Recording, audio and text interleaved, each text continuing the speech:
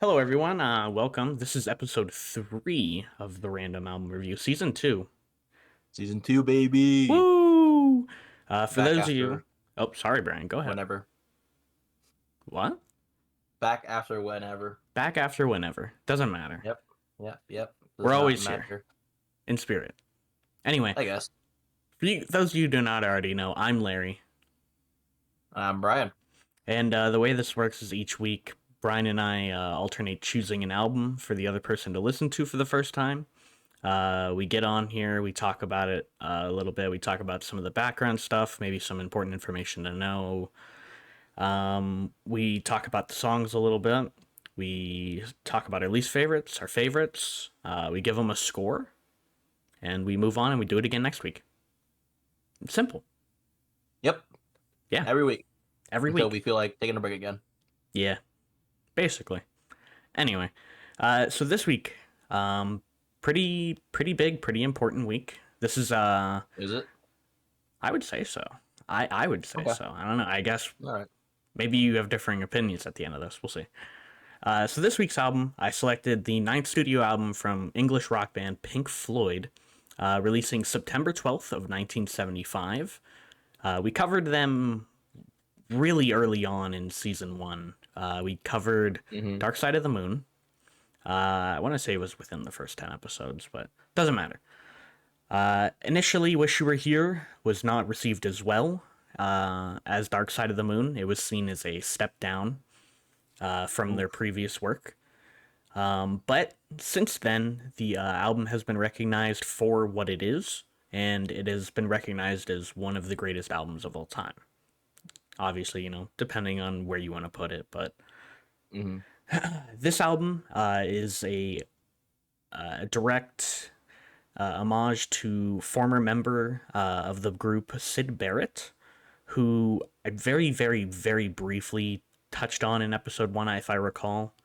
That album didn't pertain as much to him. There were bits and pieces, but this album is basically just all about him and little bits and pieces of other things tied in. But as a conceptual whole, this album is for him. Ah, I see. So Syd Barrett was a founding member of the group and played part in all of the band's first 7 albums. He left. The group made Dark Side of the Moon. Another few years went by. They make Wish You Were Here. Mm-hmm. In late 1967 and early 1968, Barrett began to become more erratic as a consequence to his heavy drug usage, specifically LSD. He was once described as being joyful, friendly, and extroverted, but as time went on, he became depressed, withdrawn, suffering lapses in his memory and intense mood swings. The changes were gradual at first, but one weekend, Barrett completely disappeared. No one could find him, and he came Oh, back, and everyone described him as being a completely different person. that's crazy. It's very crazy and sad, horribly sad. I mean, because again, as I'll continue to go on here, it does get worse. Um, Uh, no. After leaving the band, Barrett toured with a few other groups, a few other solo artists, even doing his own solo work. But his mental health continued to decline, and then he eventually retired from the music scene and even went into like partial hiding from the public eye in 1972, trying to focus on his mental health a little bit more. And during recording sessions for Wish You Were Here, Barrett walked into the recording session at Abbey Road. Abbey Road Studios. Wow, completely unannounced, and he looked very different. He had gained a lot of weight. His head was completely shaven. I told you to look at the pictures before this, and Yeah. the very like two different people, and it was just 6 years apart. And they didn't know who he was when he walked in, and he just walked in, sat down, and was listening to them mix "Shine on You Crazy Diamond," the opening and closing song for the album, and it that really coincidentally because Shine On You Crazy Diamond is a complete tribute song to him. If you think about the parts of the song title that are capitalized, Shine You Diamond, SYD Sid for his name. Mhm. Um, uh, he sat there, he listened to them mix the song, and he didn't say very much the entire time. After it was all said and done, Roger Waters asked Barrett what he thought of the song, and all he could say really was that it just sounded a little bit old. Um, After that session, Roger Waters even went on to say that it was so jarring to see him in that state and to see him after so long of not talking to him. And they were childhood friends. So after so Oh, long of not so it seeing hits each other and so it's everything, different. yeah, he sat there and reportedly he sat in the studio for 45 minutes crying because he just it was a lot on him. Mhm. And It also says here. I found this funny. 'Cause I'm looking at the the page, Wikipedia page. yeah, He spent part of his part of the session brushing his teeth. yes, yeah, What does that mean? he was He brushing his just brushed teeth. his teeth. Um, was not the last time that Waters would see Barrett. I believe a few years later, Waters walked into a Wodgers. Waters. Let's go with a Waters culture walked in speak. walked into a I believe like a corner store, convenience store, something of the nature.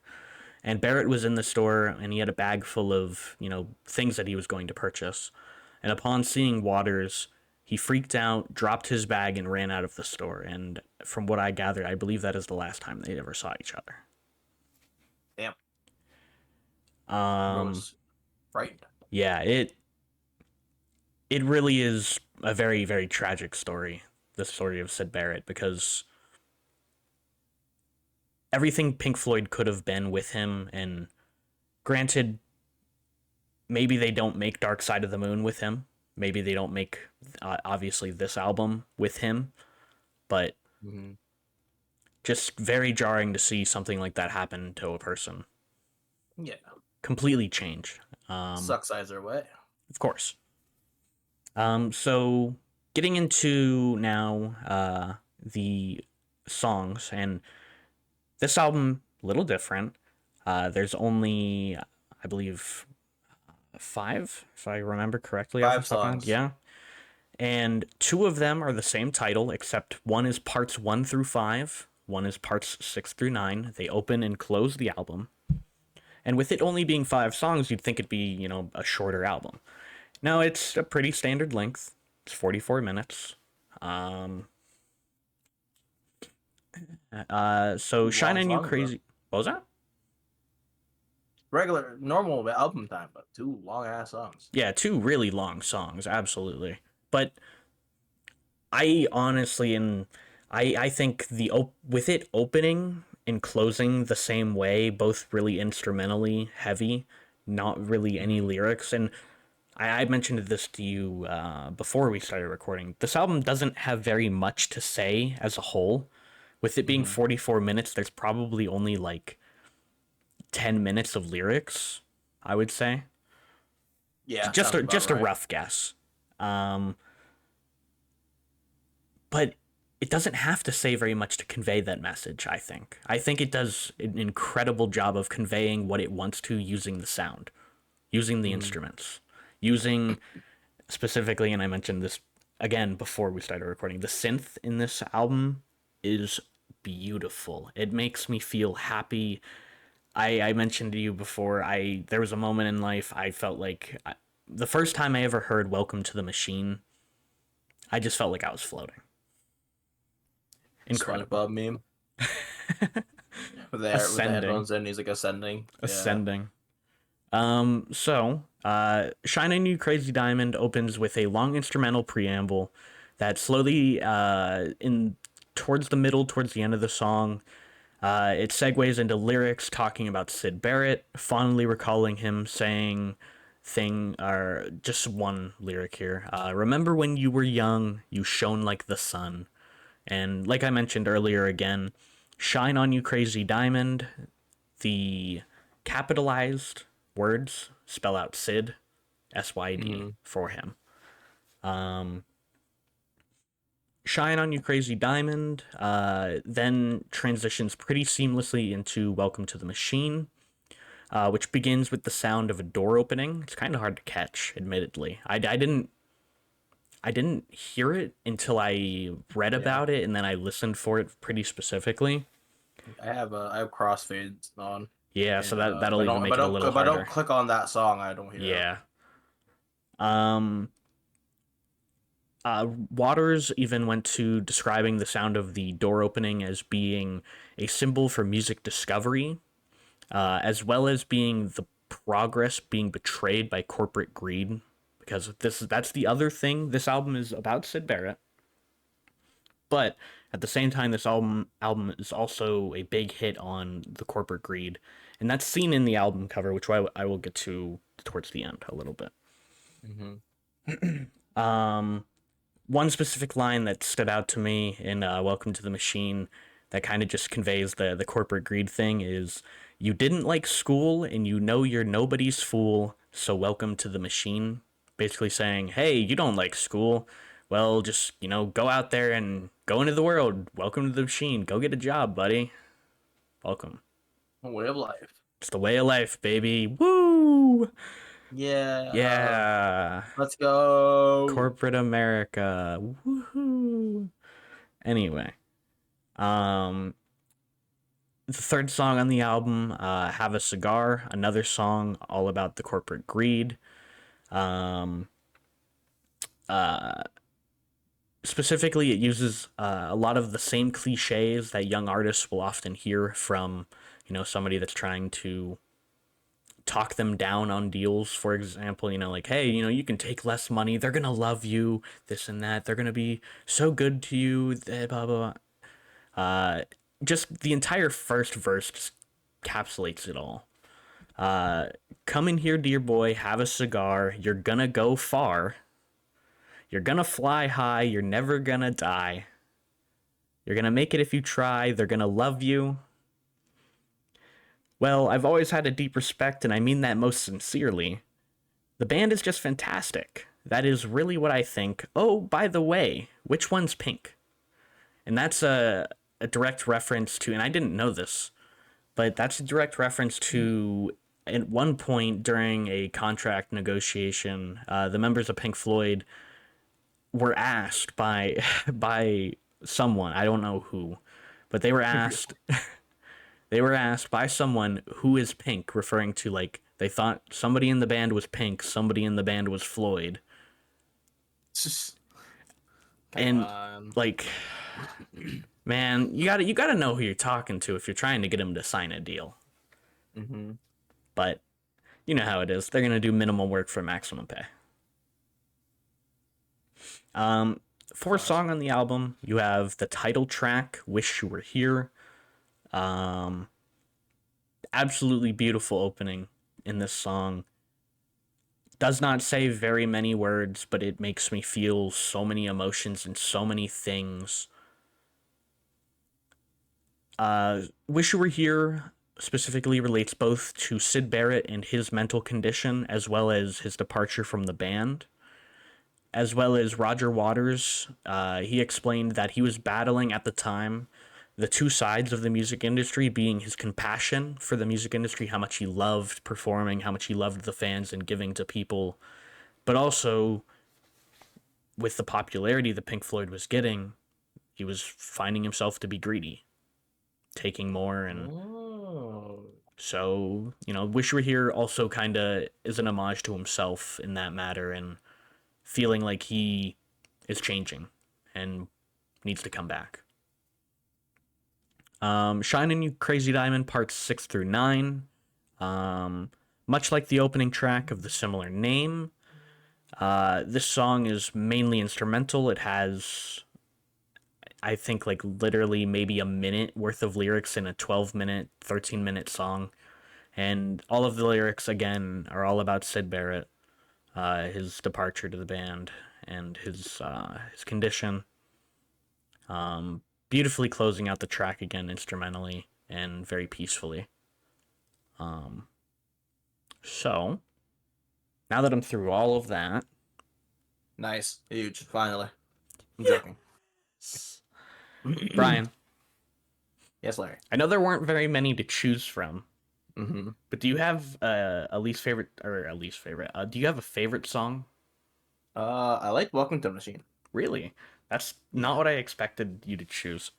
Any specific reason? Uh, Off the top of my head, I don't remember. I know I listened to it and I was like, oh, I like this one. That was it. Fair enough. It's a good song. Mm-hmm. I mean, admittedly, I would probably say every song on this album. I think they're all incredible. I think they all play a really good part in the story, Mm-hmm. especially for the concept and everything that they were going for. If I had to choose just one, though, I would choose "Wish You Were Here." It's I don't know. It's just always had a place in my heart. It's something I remember growing up and listening to growing up. Really quick before we get into least favorites, I did want to touch on the album cover really quick. Uh, Mm-hmm. so the album cover, famously, very famous. I'm sure you've probably seen the album cover before. Mm-hmm. It was taken on the Warner Brothers Studios lot, where they film movies. Mm-hmm. Very famous studio lot, and it is supposed to represent people hiding their feelings and hiding their true selves. Mm-hmm. That man is clearly burning alive while he's making a business deal with the other guy. He's Yeah. being burned, and Mm-hmm. he's just okay with it. If you I bet you full screen my camera, right? You can't actually access this girl at all. What do you mean? Uh so I noticed this and I found this and I forgot it. In BTS's music video, Oh, BTS, the K-pop group, yeah. they have a song called Fire that released in 2016. And the intro clip, Oh, it pays homage to the album cover, doesn't it? yeah, Okay, I'll look you'll at it as you soon as we're done. yeah, you'll see it. I sent both two pictures, so Yeah, I you'll see. mean, by far one of the most iconic album covers of all time. I mean, they did a great job considering Mm-hmm. how much people loved the album cover and still do love the album cover of Dark Side of the Moon. I mean, you see that imagery everywhere, and like you said, I mean, you've seen imagery for this album cover in a BTS video. Yeah. So I mean, it is one of the most iconic album covers of all time. Um, Going back to where we were, Brian, I think I know the answer. Any least favorite songs? Yeah, all of them. No, Dang. not. I don't have any. Yeah, I Like don't have like any least always. favorite songs this week either. I'm gonna be honest. Mm-hmm. If I really had to, I could maybe go through and like break apart the "Shine on You Crazy Diamond" parts into the individual songs, but like, I hate part 7. yeah. Like, So part two of "Shine on You Crazy Diamond" just like really didn't hit, man. I don't like. No, I'm not like all the songs are good. They like I said, they all play a part into the story that they're trying to tell. I don't have a least favorite song this week. mm-hmm. Brian, we're at the That's most fair. important part of the episode, buddy. Yes, sir. I gotta As ask you, always, what'd you give "Wish You Were Here" out of 10? I give it a 7 out of 10. Okay, fair enough. I expected you to be a little harsh with it. I'm gonna be honest. I did. What do you mean by that? A little harsh. I don't know. Because I remember how you reacted to Dark Side of the Moon in the concept album.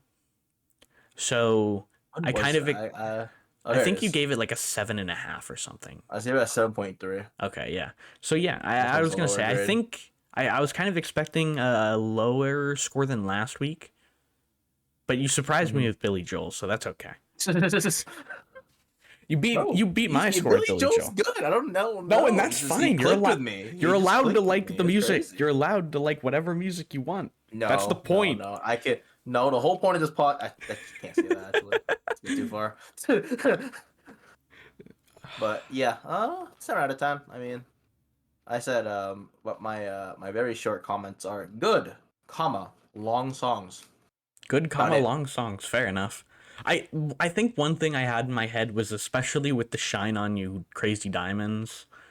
the portions of that song that are really like the long drawn out instrumental portions, I kind of thought you weren't going to enjoy. I think was No, what I had in my head. it sounded good. It's just like Not your favorite. sometimes my attention is That's needed fair. because oh dude, I'll tell you what. I was at work and I was listening to this and I was like, okay, so the first song's a long song. I'm working on my part. It spent about 15 minutes. I thought it was 15 minutes. I finished the part. I cut it off. Write my heat treat thing. Just turn it in. I check my phone, brother. I am 11 minutes in to Yep. Shining You a Crazy Diamond parts 1 through 5. I'm like, okay. Yep. Lock in. So yeah, it's longer, but I think I'm not paying attention. I mean, I Yeah, was I mean, listening and then I was also not listening. So fair enough. So 7 out of 10. I see your score. It's a pretty hefty score there, Larry. Yeah, so I'm giving Wish You Were Here. I don't remember what I gave Dark Side of the Moon, but I'm giving Wish You Were Here a 10 out of 10. I love this album so Banger. much. It it's definitely my favorite Pink Floyd album. You gave it a 9. I gave it a You gave 9. Okay. Dark Side of the Moon a 9. So not Yeah. bad. I mean, follow trails, the tracks. You And like I Pink think that Floyd? makes sense for what I have in my head too, because there is a Pink Floyd album that I like more than Dark Side of the Moon, but it's not better than Wish You Were Here, so that works. All right. All right, well, Banger. anything else this week, Brian? Nope. All right, well, I don't think so. if you guys enjoyed this episode, be sure to leave a like, comment, subscribe. I don't think we announced this last week. I think we may have forgotten, but we are on Spotify and Apple Music for podcasts now. Yeah, we are Spotify and Apple Music. We have a link tree. Brian set it up. Thank Brian. Yes, sir. It's Thank in our me. bio. Praise me. This guy did nothing. It's in our bio.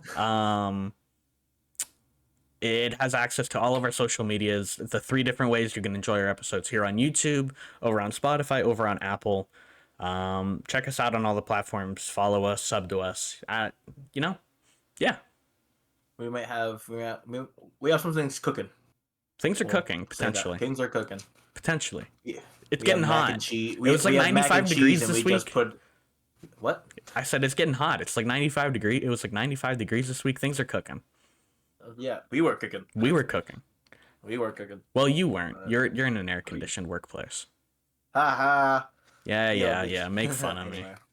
All right. If you guys have anything to say, drop it in the comments below, and we will see you next week. Goodbye. See you guys.